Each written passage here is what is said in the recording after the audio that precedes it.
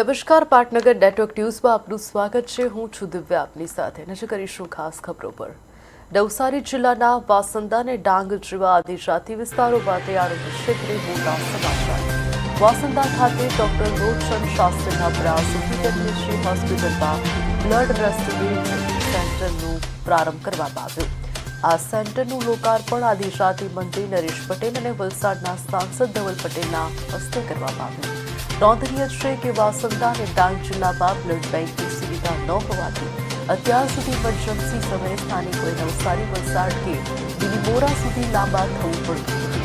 આ સુવિધા શરૂ થવાથી હવે પછાત અને આદિવાસી વિસ્તારના દર્દીઓને સમયસર લોહી મળી શકશે।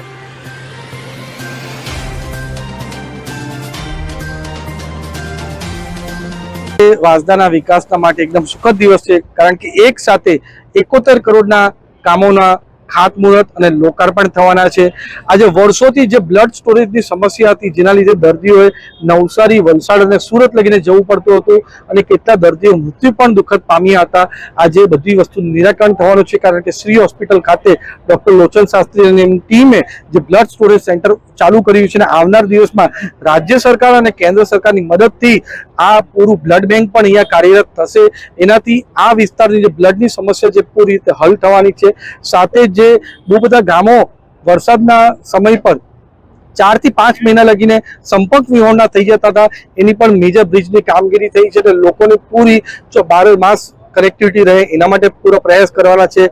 નવા રસ્તાઓ, આંગણવાડીઓ, સાથે ગ્રામ પંચાયતમાં એક ગ્રામ પંચાયત દીઠ 25 લાખ એમ કરીને 58 ગ્રામ પંચાયતના કામોનું પણ મંજૂરી મળી ગઈ છે।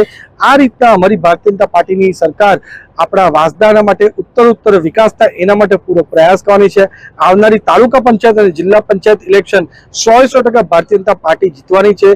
કોંગ્રેસ અને આમ આદમી પાર્ટી પૂરી રીતે ક્લીન બોલ થઈ જવાની છે।